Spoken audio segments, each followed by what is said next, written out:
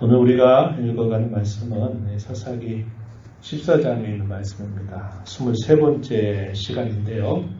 사사기 13장에서부터 16장까지 사사에 대한 기록 가운데 가장 많은 분량을 차지하고 있는 이야기가 이 삼손 이야기입니다.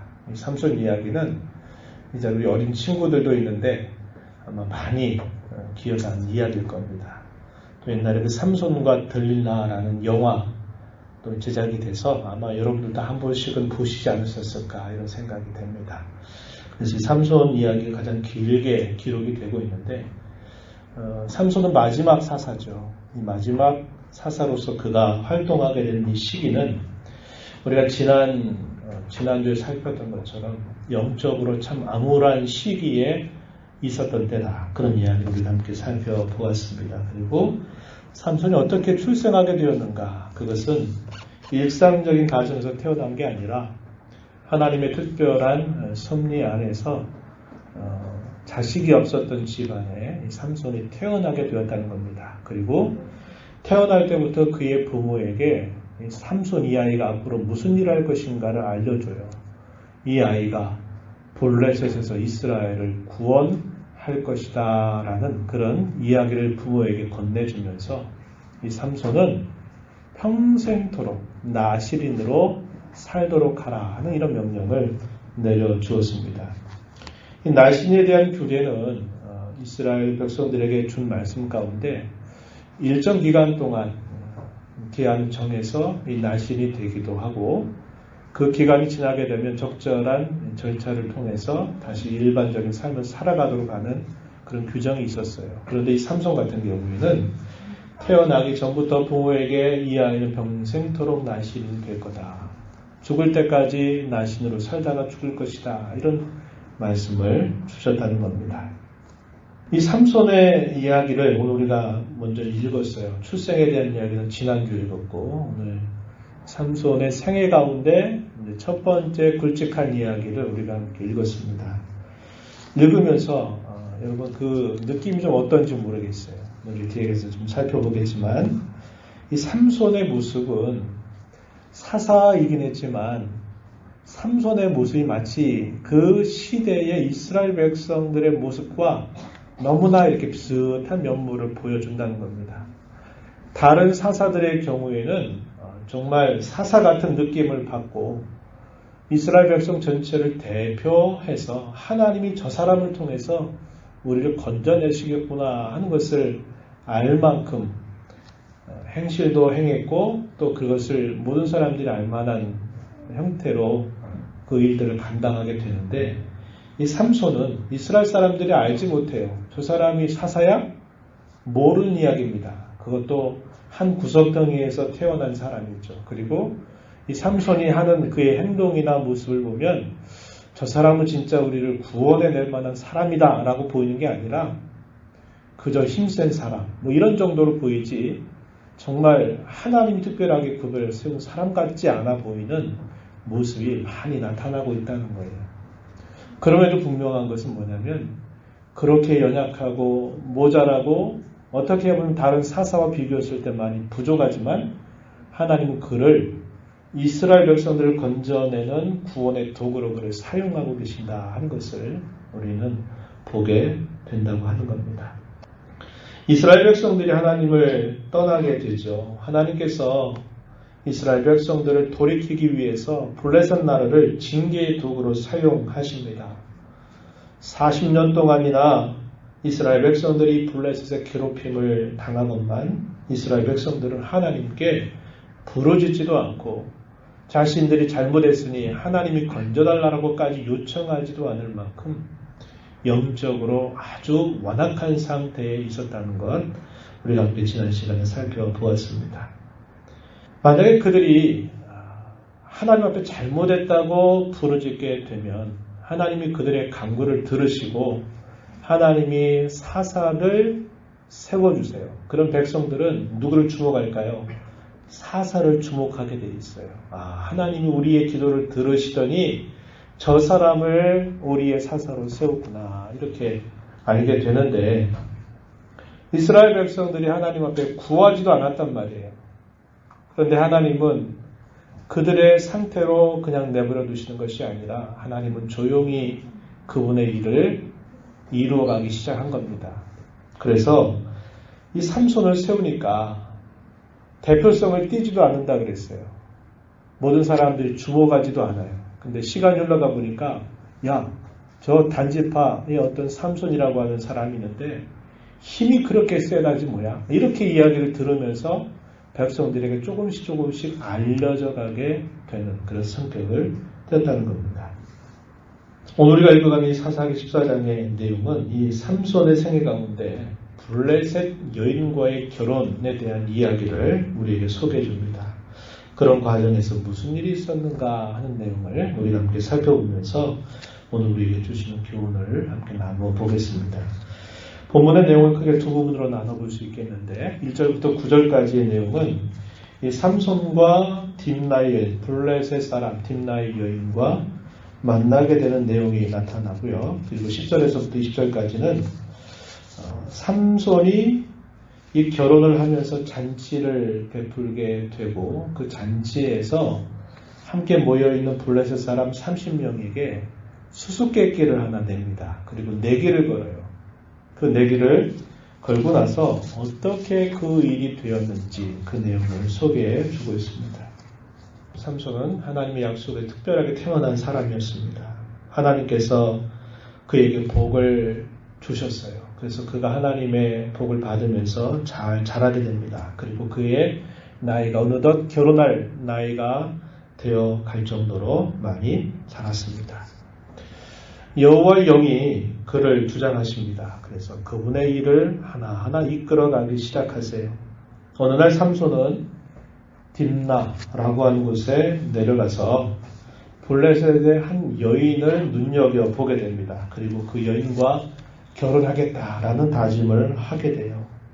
이 딥나라고 하는 지역은 당시에 유다와 단, 이 국경에 있는 곳입니다. 이 블레셋에 있는 곳은 아니에요. 그런데 우리가 보니까 40년 동안 블레셋이 이스라엘 나라를 지배했단 말이죠. 그러니까 그곳에 블레셋 사람들이 여전히 많이 거주하고 있었던 것입니다.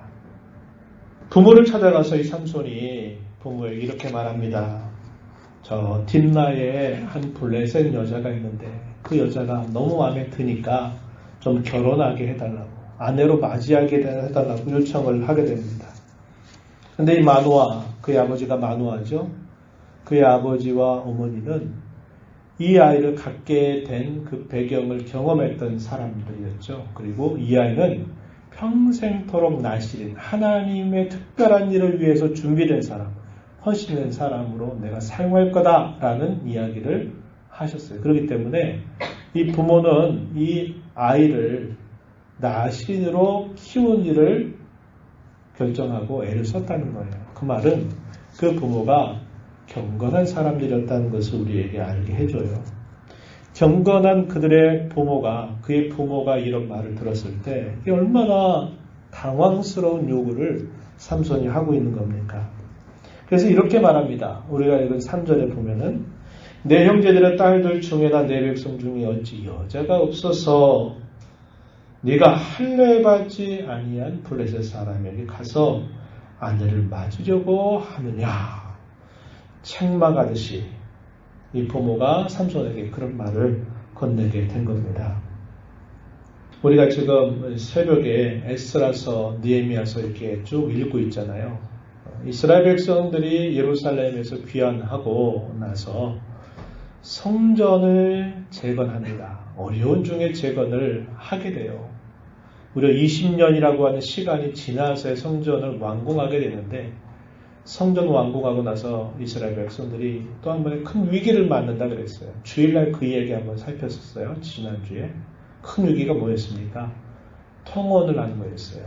이방 사람들과 결혼을 하면서 서로 얽히고 설키고 하다 보면 결국 그것이 하나님을 섬기는 신앙에서 멀어지게 해서 결국은 이스라엘을 패망케 하는 일이 다가오게 된다는 것은 아주 당연한 일이었다고 하는 겁니다. 모세는 일찍이 이스라엘 백성들이 이 가나안 땅을 점령하기 전에 그 백성들에게 이 사실을 아주 확고하게 이야기했어요. 신명기 7장 3절과 4절 말씀에 보면은 이렇게 말했습니다. 또 그들과 혼인하지도 말지니 내 딸을 그들의 아내에게 주지 말 것이요 그들의 딸도 내 며느리로 삼지 말 것은 그가 내 아들을 유혹하여 그가 여호와를 떠나고 다른 신들을 섬기게 하므로 여호와께서 너희에게 진노와 사납자에게 너희를 멸하실 것임이니라. 모세의 설교가 기록되어 있는 이 신명기에서 이제 가나안 땅을 점령해서 살게 될 이스라엘 백성들을 향해서 그 땅에 들어갔을 때 이건 반드시 기억해라. 이건 결코 잊어서는 안 된다. 이 사실을 강조했던 부분이었어요. 삼손의 부모들도 이 사실을 잘 알고 있었던 겁니다. 그런데 삼손이 블레셋 여자를 보고 마음에 든다고 결혼하게 해달라고 하니 이게 얼마나 황당한 요구였겠어요. 그래서 책망하듯이 얘기를 합니다. 그럼에도 불구하고 삼손은 부모의 말을 듣지 않아요. 어떻게 합니까? 부모의 그런 책망과 타이름 가르침에도 굴하지 않고요. 삼손 끝까지 그 여인을 자기 아내로 삼게 해달라고 고집을 부리게 됩니다. 삼손의 생각에는 이런 생각이 있었다고 이야기합니다. 4절에 보면 이걸 계획이 삼아가지고 내가 블레셋 사람을 좀 치겠다라고 하던 계획을 세웠다고 이야기합니다. 그런데 그런 계획을 삼손은 부모에게 이야기를 하지 않았어요. 자기 혼자 나름대로 내가 이렇게 해서 블레셋 사람과 접촉해서 내가 그들을 내가 치겠다 이런 생각을 하고서는 그렇게 했다고 설명해 줍니다. 이런 모습을 보게 되면 이 삼손의 신앙이 어느 정도인가 하는 것을 우리가 가늠해 볼 수 있다는 겁니다. 그의 부모만큼 이 삼손의 신앙이 깊지 못했다는 것을 우리가 알게 됐죠. 이 삼손은 나름 하나의 명분이 있었어요. 블레셋 사람과 접촉해서 이들을 치겠다라는 생각은 했지만 그것은 자기의 생각이죠. 자기의 소견입니다. 자기가 하고 싶은 대로 하는 그런 모습이 이런 그의 태도 속에 분명히 나타나고 있는 겁니다. 하지만 더 넓게 보면 하나님은 그러한 연약하고 부족한 삼손을 통해서도 하나님은 그분의 뜻을 이루어 가시고자 하시는 계획을 가지고 계시다는 것, 그것을 말해줍니다. 4절에 보면 역시 표현되어 있어요. 그의 부모는 알지 못해요. 그리고 심지어 삼손마저도 그 일 속에 하나님의 깊은 뜻이 있다라는 것은 그도 생각지 못했을 거예요. 다만 내가 이런 계획을 삼아가지고 블레셋 사람들을 치겠다 정도, 이런 정도 생각을 했던 것입니다. 그의 부모가 고집하는 삼손을 꺾지 못했던 것 같아요. 그래서 이 부모가 어떻게 했냐면 네가 도대체 그 여인이 누구길래 그 여인과 결혼하겠다고 고집하는지 궁금해하면서 그 여인이 누군가를 보려고 함께 삼손과 딥나라고 하는 곳으로 내려가게 됩니다. 가는 길에 포도원이 있는데 그 포도원 앞에 아주 젊은 사자, 아주 혈기왕성한 사자 한 마리가 으름거리고 있는 겁니다. 삼손은 부모를 옆으로 피해놓게 했을 거예요. 그리고서는 맨손으로 그 사자를 찢는 괴력을 발휘하게 됩니다. 그 힘이 어디로부터 왔을까? 그것은 여호와의 영이 그와 함께함으로 그렇게 하게 하셨다고 이야기해줘요. 6절에 보면은 그 힘의 원천이 여호와의 영, 성령으로 말미암아 주어진 것이다. 이렇게 설명을 해줍니다. 그리고서는 그 여인과 만남을 가져요. 그리고 이제 시간이 흘러서 그 여인을 자기의 아내로 맞이하려고 다시 가다가 돌이켜서 보니까 그 죽어있는 사자의 그 시체에 거기에 벌들이 모여있는 것을 보게 됩니다. 그리고 벌들이 모이다 보니까 거기에 꿀이 있는 것을 발견하게 된 겁니다. 손으로 그 꿀을 이렇게 훔쳐가지고 그 꿀을 먹고 길을 가면서 자기 부모에게도 그 꿀을 먹게 해줘요. 그리고 부모에게는 이 꿀이 어디서 났는지에 대해서 아무런 말도 하지 않습니다. 이런 삼손의 태도도 보면 그가 나신이었다라는 사실들을 망각하고 있다는 것을 보여줍니다. 처음 이 삼손을 잉태하게 하실 때 여호와의 사자가 뭐라고 얘기하냐면 나신인으로 평생 살게 될 것인데 나신에서 반드시 지켜야 할 규례가 세 가지가 있다. 이것을 이야기했습니다. 사사기 13장 4절 5절에 보면요. 그 세 가지가 뭐냐면 독주를 입에 대지 말게 하는 겁니다. 또 시체, 이걸 한자말로 주검이라고 그러는데 주검을 접촉해서는 안 된다. 그럼 부정하게 되는 거죠. 레위기의 성결법에 의하면 부정하게 돼요. 그래서 부정하게 되지 않도록 하라고 이야기하죠. 그리고 세 번째는 머리에 삭도를 대지 말라, 삭발하지 말라라고 하는 규정을 말씀해 주셨어요. 그런데 이 삼손이 죽은 그 사자의 시체에 벌들이 모여있고 거기에 꿀이 있는 것을 이렇게 훔쳐서 먹었단 말이죠.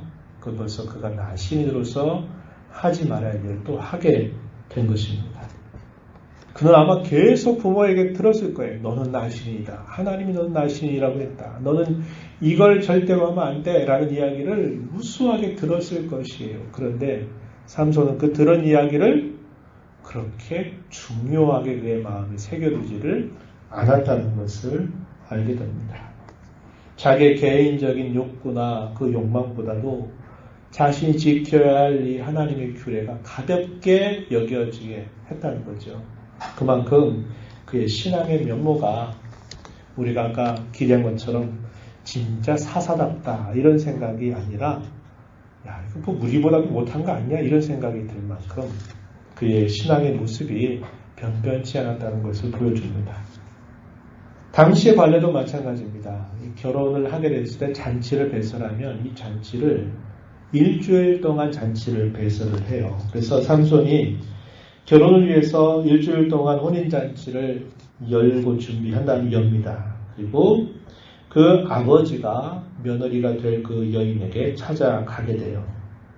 그 잔치 자리에 그곳 사람들이 그 블레셋 사람들 한 30명을 초대해서 그 잔치 자리에 함께하게 합니다. 그리고 삼손과 대화를 나누게 돼요.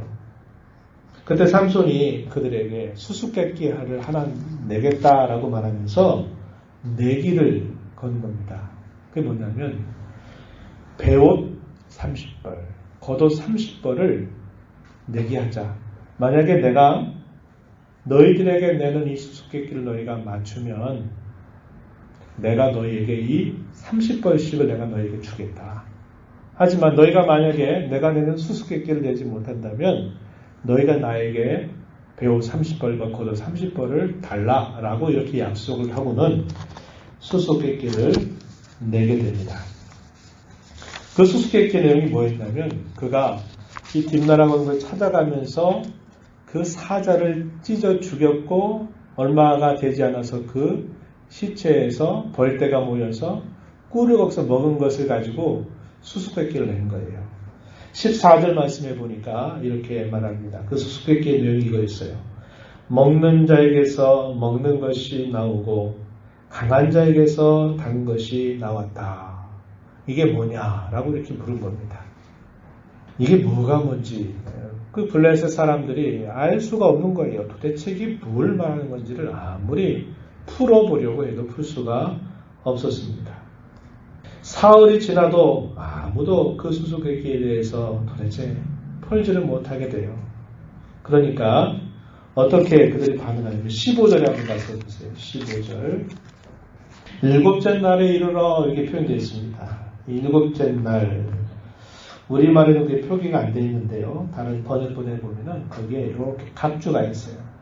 각주를 따라가 보면 다른 번역본에는 넷째 날이다 이렇게도 표현되어 있다고 얘기합니다. 정황으로 이렇게 분위기로 보거나 흐름을 봤을 때는 그게 더 좋은 번역 같아요.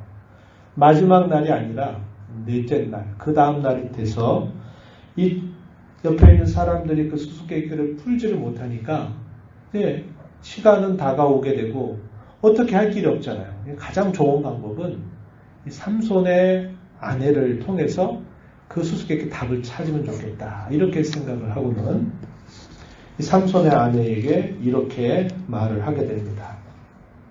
15절에 보면 너는 내 남편을 꾀어 그 수수께끼를 우리에게 알려달라 하라. 그렇지 아니하면 너와 내 아버지의 집을 불사르겠다. 너희가 우리의 소유를 빼앗고자 해서 우리를 청한 게 아니냐?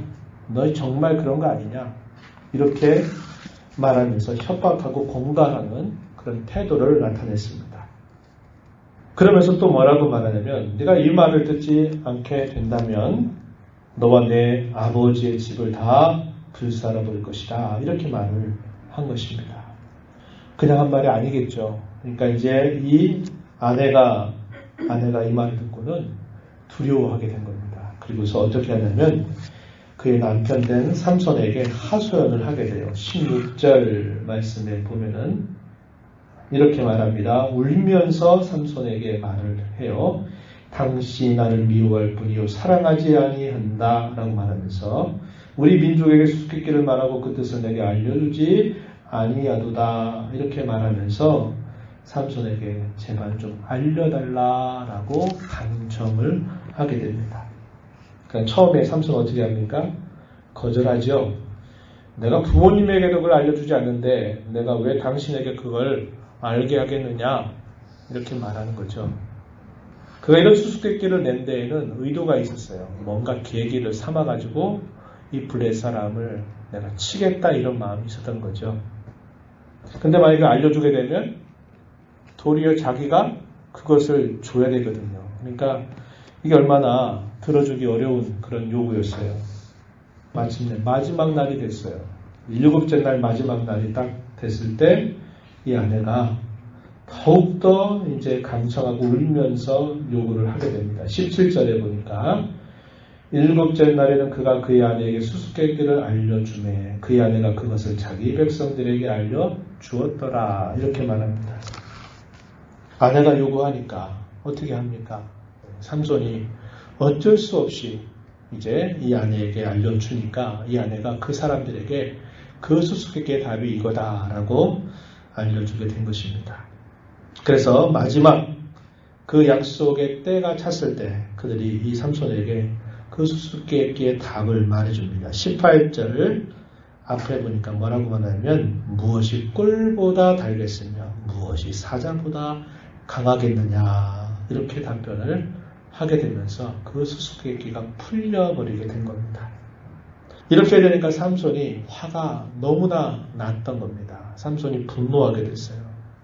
그러면서 그들에게 뭐라고 답변하느냐 18절 하반절에 보면 너희가 내 암송 아지로 밭갈지 아니했다면 내 수수께끼를 결코 풀지 못했을 거다. 내 암송 아지 뭘 말할까요? 자기 아내를 협박하고 공갈하고 해서 이렇게 해가지고 결국 알게 된 거지 너희가 그거 풀 수 없는 거다. 이렇게 말을 하게 됩니다. 그리고서는 약속을 했으니까 그 약속을 지켜야 되겠죠. 그래서 어떻게 하느냐 19절 20절에 보니까 삼손이 아스글론 이 블레셋은 하나의 통치체제가 아니라 5개의 도시국가들이 동맹체로 되어 있다고 했어요. 그 중에 하나가 아스글론이라고 하는 곳입니다. 자기가 있는 이곳에서 아스글론까지 무려 한 40여 킬로 가까이 떨어져 있는 거리예요. 그 먼 거리를 가가지고 그 아스글론에 있는 이 블레셋 사람 30명을 그가 쳐 죽였다고 이야기합니다. 요락해서 거기에서 베옷과 겉옷을 준비해 와가지고 이 사람들에게 건네주었다고 이야기해요. 그리고는 너무나 분이 났는지 그곳에서 떠나가지고 자기 아버지의 집, 원래 살던 그 집으로 그가 돌아오게 되었다고 이야기해줘요. 그러자 그 남겨진 아내는 어떻게 됐느냐? 다른 사람에게 넘겨져 버리게 된 겁니다. 결혼해서 얼마 되지 않아가지고 결국은 이혼이라고 말할 수 있을런지 그런데 어쨌든 다른 사람의 아내로 넘겨가버리는 그런 일이 되어버렸다는 거예요.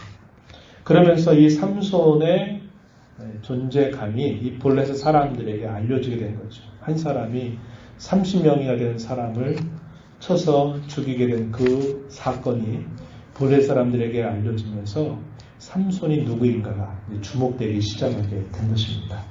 이게 오늘 우리가 읽어가는 이 14장의 전체 내용이에요. 하나의 좋은 이야기거리가 될 수 있는 것이죠. 오늘 우리가 이 말씀을 보면서 몇 가지를 좀 생각해 보려고 해요. 삼손은 자기가 블레셋 사람을 칠 계획을 가지고 블레셋 여인을 자기 아내로 삼겠다라는 이런 생각을 가졌습니다. 거기에는 그런 의도도 있지만 또 한편으로는 그 여인에 대한 갈망도 역시 있었다는 것을 우리는 알게 돼요. 그리고 분명하게 생각할 것은 뭐냐면 의도가 좋고 동기가 좋다 하더라도 그 과정과 방법이 옳지 않다면 그것은 하나님의 뜻이 아니다. 이렇게 우리는 생각할 수 있어야 한다는 겁니다. 근데 당시에 이 삼손의 신앙적인 어떤 자세나 그 당시의 영적인 분위기는 그런 거에 대해서 얼마나 아주 낮은 단계에 있었는가를 분명하게 보여주는 거예요. 자기는 그런 뜻을 가지고 이렇게 하겠다고 얘기하는데 우리가 봤을 때는 왜 하나님의 그 명백한 말씀을 어기면서 이방 여인 아내로 삼지 말라고 하는 그 규정을 어기면서 그렇게 하려고 했느냐 하는 그런 질문을 던질 수밖에 없는 거예요. 그러니까 우리가 이걸 통해서 분명히 기억하는 부분은 그겁니다. 하나님의 뜻을 또 하나님의 의도를 우리가 알고 행한다 하더라도 그런 모든 방편들, 과정이나 수단들이 그것조차도 하나님이 보실 때에 합당한 것이 되도록 우리는 생각하고 또 말하고 행하는 자들로 살아야 된다는 겁니다. 이것이 하나님의 백성이 된 저와 여러분에게 요구하신 하나님의 뜻이라는 것을 꼭 기억하면 좋겠습니다. 삼손은 사자보다도 힘이 강해요. 물론 그 자신이 강한 게 아니죠. 여호와의 영이 그를 강하게 하셔서 그의 힘이 사자도 찢을 만큼 강하지만 그가 어디에 약했을까요? 꿀과 같은 그런 달콤함. 여인에 대한 어떤 갈망, 이런 달콤함에는 지극히 약한 모습을 보여주고 있다는 겁니다. 항상 사탄이 우리에게 공격해 올 때는 이 두 가지 방편을 사용할 겁니다. 어떨 때는 강력한 힘을 가지고서 우리를 압박하고 공갈한 일들을 통해서 우리로 하여금 신앙을 쓰러뜨리려고 하기도 하죠. 또 어떨 때는 달콤한 유혹을 가지고서 또 우리에게 파고들어서 우리를 쓰러뜨리려 하기도 한다는 겁니다. 삼손이 강한 면모는 보이지만 삼손의 약점은 바로 이런 달콤함, 유혹 속에 그는 대단히 연약했다는 것을 분명하게 보여주는 겁니다. 우리가 영적인 싸움을 싸워갈 때 늘 이러한 두 가지 면들을 잘 생각해서 우리의 연약한 부분들을 잘 준비해간 그런 자세가 대단히 필요하다는 것을 배우게 되죠. 삼손은 이 세상의 달콤함, 세상에 대한 자기의 생각, 이 갈망, 욕심 이런 것들 때문에 자기가 누구인가를 망각해버렸어요. 나실이라고 하는 것. 하나님 앞에 특별한 목적을 위해서 구별된 사람, 헌신된 사람이라고 하는 자기 정체성, 자기 소명감을 잊어버렸다는 것을 우리가 보게 되는 겁니다. 저와 여러분이 땅에 살면서 성도가 된 것은 세상의 많은 사람들부터 우리가 구별되었다는 걸 말해요. 세상 사람들이 어찌하든지 간에 우리는 하나님을 우리의 절대자로, 우리의 삶의 주인으로, 우리의 삶의 주권자로 섬겨 살아가게 될 소명이 우리에게 있다는 겁니다.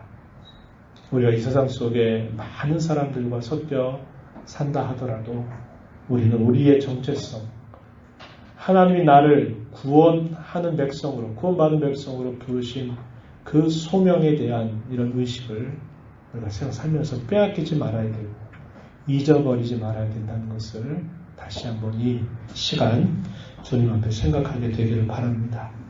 주님이 대제사장적인 기도를 올리셨던 요한복음 17장에 보게 되면 하나님의 자녀들은 세상 가운데 살지만 저들은 세상에 속한 자가 아니라고 이야기합니다.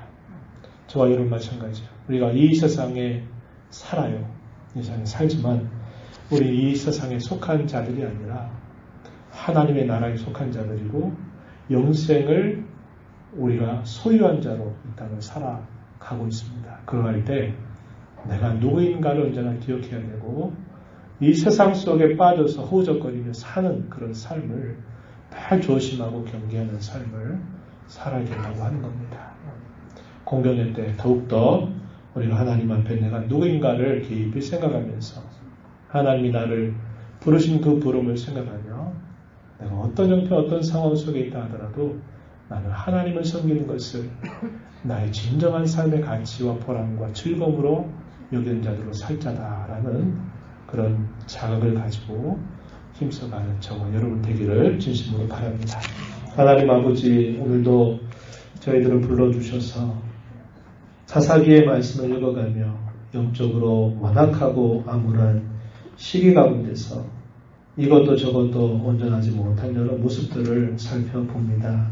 저희가 살고 있는 이 말세의 치마를 저희가 잘 살펴보며 우리가 이런 영적인 분별력을 가지고 살고 있는지를 되새겨보는 저희 삶이 되도록 인도하여 주시고 하나님께서 저희들을 부르신 이 부름이 얼마나 가치 있고 존귀하고 귀한 것인지를 언제나 잊지 않게 하시고 감사하게 하시고 세상 가운데 구별된 자로 살아가는 것을 우리의 영광스러움으로 생각하며 살아가는 저희들 모두가 되도록 인도해 주시기를 원하고 바라옵나이다.